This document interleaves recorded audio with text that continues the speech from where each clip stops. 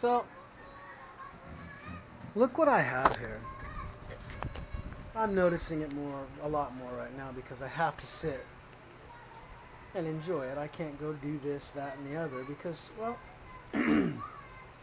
I have sacrificed a lot, as you must do when you want something. I needed to have a bigger house. I got it, and now I am going to be a little. I have to stay put. I can't spend money, and I need to be careful because I need to eat. Literally spent all of my income on this roof, but anyway, it's okay because I chose to do it. So my point, my reason for turning on the camera is that I wanted to show you this great thing. I know I've showed it to you before, and I know you can't really see it, but you can hear what I'm saying. So I want to begin with my neighbor across the street. Now there's 1, 2, 3, 4, 5, 6 things going on over there right now. He is as traditional a Filipino as you can be. The only thing that's not from the 1800s there is he's got plastic in his yard. But I want to tell you what's going on there. Look at those little kids. They have a little bit of fruit. They're collecting it. And they're sitting there. And there's another kid. There's some kids down there. That's a mother going through her kid's hair. I don't want to show them too much because that neighbor they're okay, but you got to be careful. They get, they're easily upset. Anyway.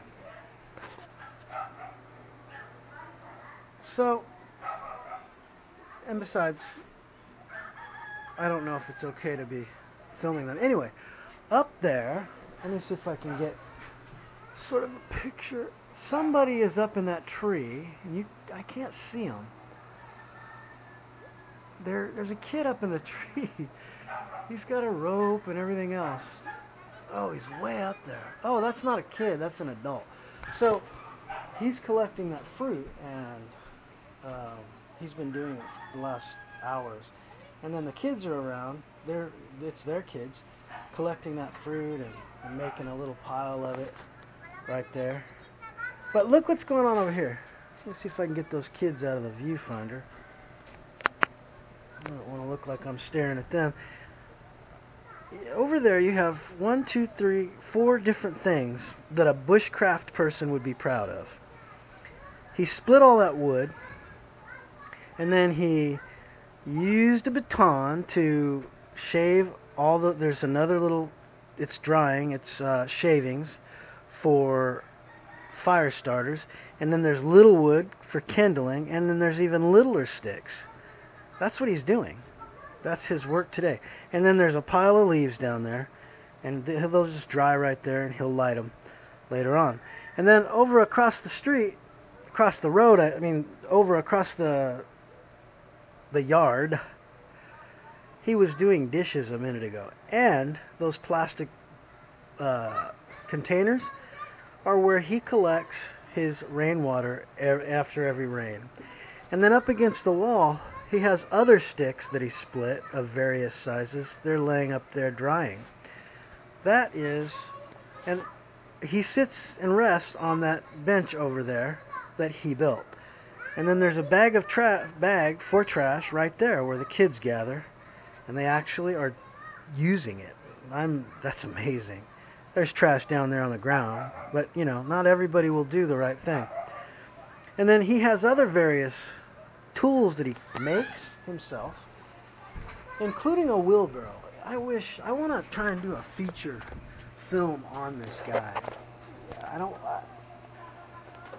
want to go right over to his house and start doing it, but whenever there's a good time to do it, I don't speak the language, and I don't want to just show up in his yard and talk to him like he can understand me, because he'll be polite, and he may not like it, but he will be polite, and I don't want to take that chance.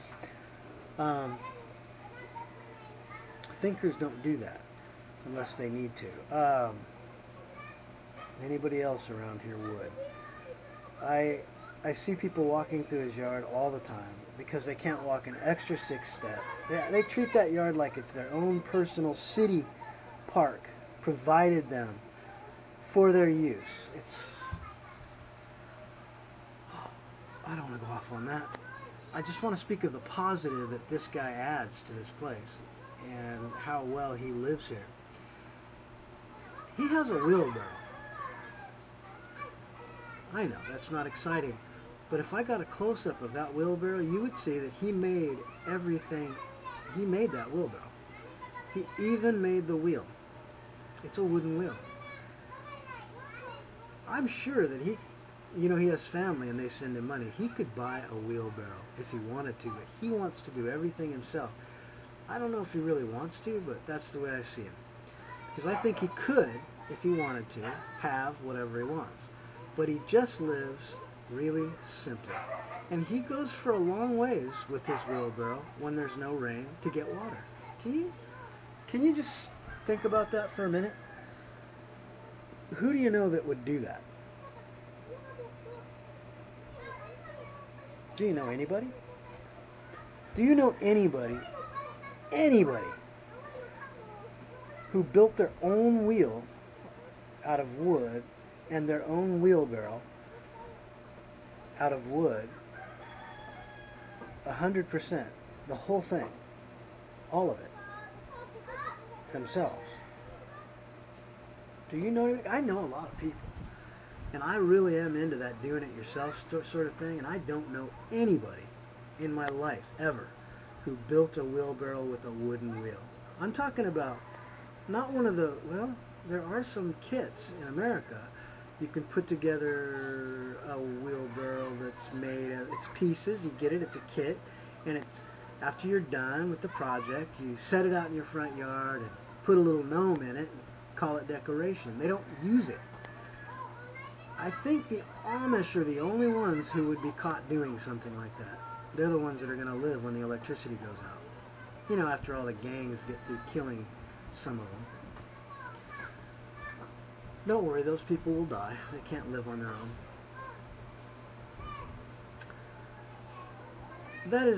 The man is truly amazing. And you know what? He doesn't have electricity. He does have a radio. He has a solar panel for his radio that he charges it up with, and I hear his radio sometimes. And he turns on a little candle. I've put it in my films before. I just love it. I love looking across the way and seeing a man doing traditional things, and he's not modern. He can drive a truck. He's driven for me before. He's not lacking. He can do whatever you want. I mean, that's what he's capable, very capable, but he lives in a way that is extremely simple. He is busy all day long. Always, I can count on him. When I'm sitting here doing my work on the computer or waiting for my computer, he's there. He's always there, always doing something pleasant. I love to watch what he does. I like to watch him collect his fruit, and then he puts it down and he sells it. He's always busy. I should be as busy as he is. I'm a lot younger. I am busy, but I don't feel like I'm achieving anything because I'm loading and uploading and creating videos. That's really nothing compared to what he does. All I do is talk about what he does. I do have my own farm. I have my own yard, and I have my own land over there, and we have stuff growing on it, but I'm not as busy as he is every day. Right now, I don't even want to go outside because, well, I don't want to spend money. I don't want to do anything. I just want to get through the next couple of months and get back to routine. So, I love that. I've got true tradition. I'm looking, there's kids down there and they're doing great things like when I was a kid we used to do. I remember, I was at that age, I was with the Hurlings There were 6 of them. And we did everything outside. Back in those days, you would, as soon as your parents let you out that door, after you ate, you would stay away for as long as you could. You wouldn't want to go back in, even to use the bathroom, because you didn't want to get stuck in the house or you have to do something. You just wanted to be out there playing, climbing trees, making forts in the trees, making spears, playing with a bow and arrow, digging underground forts, everything. And then when I was 13, we'd get dropped off out in the way out and go camping, and we'd have guns. Yeah, 13, we had guns. 2 of us had hunting licenses, and 1 of us did not. Didn't stop anybody from shooting, though. We lit fires. We did things. We cooked over the fire. We did all kinds of things that no kid can do these days. Nobody in America. It's amazing what's changed in America in my lifetime. But then I come here, and it's like stepping back in time. People, there's my father-in-law. People, they can do anything. There's a kid over there, about 13 years old. I saw him cooking. It's her. Cooking the family breakfast this morning. There was a fire. She was cooking over wood. I can see the fire from over here. I always look around and see fires. I love fires. And of course I always watch those neighbors. Usually it's not her. It's the grandfather cooking. But this time it was her. So kids in a pinch can help. They do whatever. They can do. Look, they do laundry by hand. You think a kid is like, oh, I don't know how to do that, like any typical American kid would do? I don't know how to do that. Gosh, this is child abuse. How could you? And another adult would say the same thing. Oh my God, they make you do laundry? The other day, my best friend, could have been a year ago, my best friend Dan was telling me this story about how his son came home, I guess was about 11 years old. Apparently in school they were teaching him that it's abuse, a child abuse, to take the TV away from your kid. You absolutely cannot do that. Now I want you to know that while he's telling the story, Dan listens. He's very careful to listen to his son. He's saying, really? Is that right? Wow, is that what? Did they teach you that? It's really child abuse? And while he was doing that, he was dismantling the television, taking all of the wires off of it, the plug, and putting them away in the safe.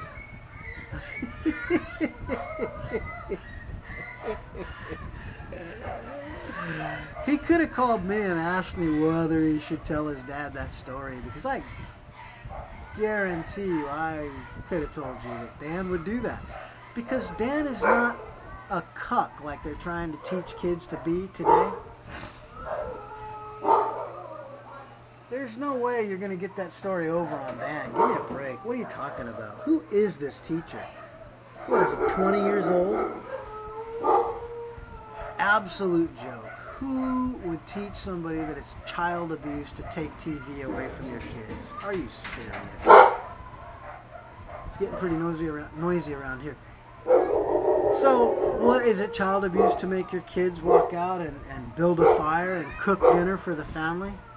And maybe, what the hell's going on? Hey! Stop it! No!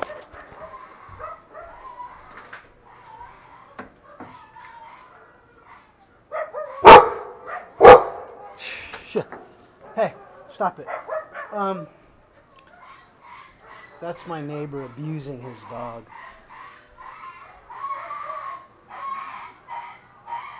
if we were in America, I'd walk over there and deck that son of a bitch. He's an absolute son of a bitch. It makes me feel that way when he treats his dog like that, because it's downright abuse. He is not teaching the dog anything. He is torturing the dog, and you do not do that. That is not the way to treat a dog. And if you do it, you're an animal. And I'd like to knock you on your goddamn ass. Pardon the language. That really upsets me. I've seen him do it about twice. And you cannot do anything here, especially if you're not a citizen. They don't even think of dogs as worthwhile here. They're not the same. It's frustrating. Very frustrating.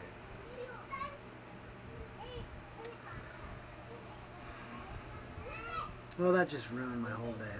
The point is that in America, you're raising a bunch of soft little cretins, and they grow up and they get guns and they shoot their kid, their fellow kid at school. They have mass shootings. Do you know why?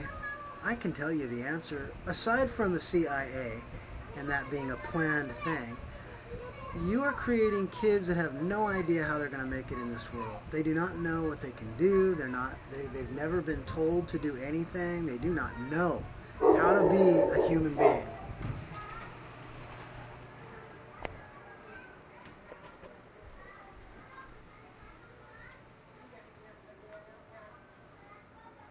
Come here, Molly.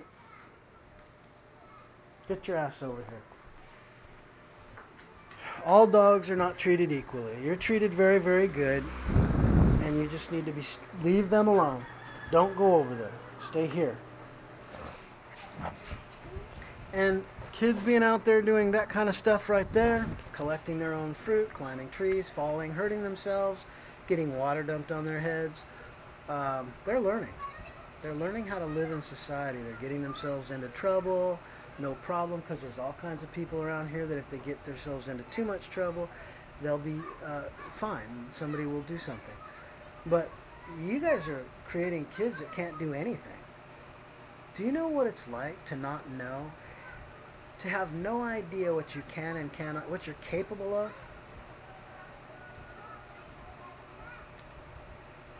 Being a human being is an insecure thing. We're full of insecurities. We are afraid. We are worried. We don't know who will accept us and who won't. Especially growing up, please. Yeah, there is a big world out there, and there's a lot of, the television teaches you. If you watch any show, kids 24 years old say, it's been so long since I watched real television. A show in San Francisco will show kids living in houses that are nice in San Francisco. Now, literally, San Francisco is a shithole now. But no 24-year-old who is a barista is going to have a nice house. That is not going to happen. Even when I lived in Marin County across the way 30 years ago, I paid $750 a month for one little room, and I barely ate on my $10 an hour. Are you kidding me? A barista is going to be living in a nice apartment? No, it's not going to happen.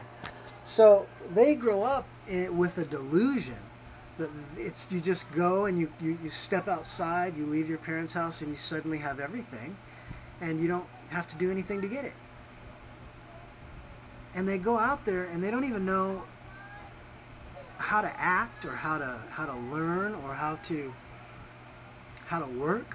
They've never been taught to do anything, and they can't make any money. And they come, if they go to college, they come out of college and they're clueless. Nobody appreciates college students today. They're activists. They can't even read, and they can't do what they've seen on TV, and they're shocked. Of course they go crazy. Of course they get angry. Of course they're upset. Of course they become, they're interested in socialism. They need somebody to save them, and they look to the government. Why do you think the government and the schools have brought them to this point? It's on purpose. They're trying to bring down America by getting rid of good students. All right, I'm going to stop because I really... Hey, shut up. Shut up. I really am upset about that little dog. Molly, knock it off. No. Shut it. You better stop it. You see, she's trembling. She absolutely does what I say immediately. Don't you think about it. Stop. When I see a little dog getting abused like that,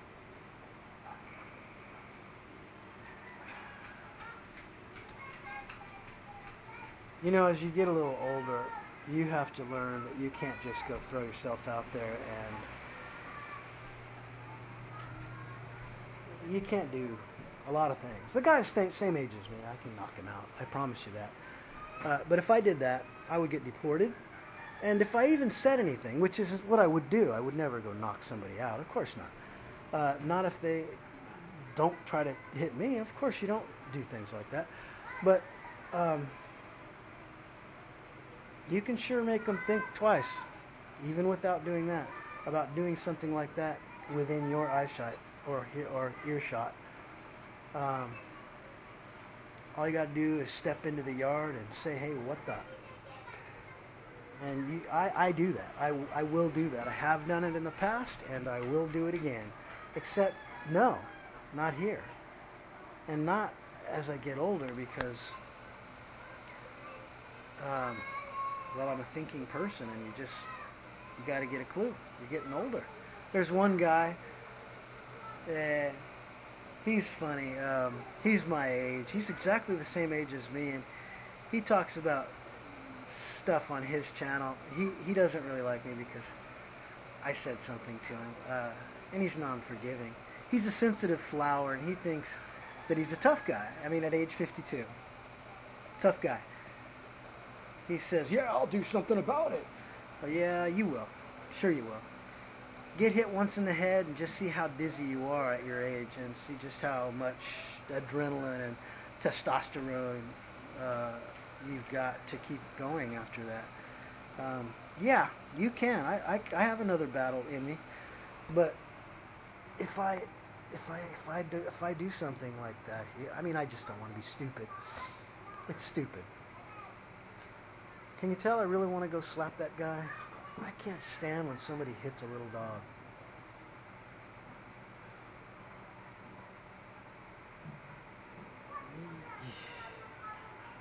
You don't see that that's an alive animal? Why don't you just kill it? Kill it. Just kill it. Don't make it suffer through your stupidity. People don't treat their dogs very well here. Not like that dog. Big old doofus. You're a goofball, aren't you? You know it. That's what you are. You know you are. You are. Go away. You know nobody loves you here. Feel sorry for this kid. I brought her all the way here from America, and she is hot. So am I. She's used to it, but you know what? She has this little micro yard now, and she used to have a half acre. Yeah, it's kind of tough. Anyway, he's not going to do anything. He's a sensitive flower. He's a tough guy. And it's funny because he thinks nobody knows that. Sure, somebody comes around his wife or does something like, you know, we can do something. Don't get me wrong. We're not made of flower petals. We are pretty tough sometimes, but you can't just jump out there and be cocky all you want everywhere. You can't do that, because these younger guys have an ingredient in their blood that will cause them to become Superman. And if you think you're going to take on one of these short little Filipinos, you got it wrong. I've seen, unless you've got righteousness on your side and people will come to your aid, you're going to be very sorry if you take on one of these little Filipinos. Some of them are weak and pathetic, just like in America, but there's some tough little bastards here. Tough. And, yeah, they carry cement bags, 100-pound cement bags on their heads. It's amazing. Yeah, they're, you know, just stay in your age group, because otherwise you're going to get your ass whooped. If you're righteous and one of those young guys comes after you and you have to defend yourself, sure, you can do it for a few minutes. For 30 seconds, fights don't last for a few minutes. But people hopefully will come to your aid, because you're not going to take that kid on, because nothing's going to stop him. Just like me when I was short, and, well, I'm still short, but when I was young, in my 20s, you couldn't stop me. Once you got me angry and I came after you, no. Nope. I don't care what it is, I would not stop. You'd have to knock me out. What? Oh, she's just going under the bed into her cave. Anyway, so I've gone on and on and on and on. I'm sure that you guys got bored. Having a hard time right now. Going through some stuff. No big deal. I will get through it. I always do. Hey, have a good day. God bless. Talk to you later.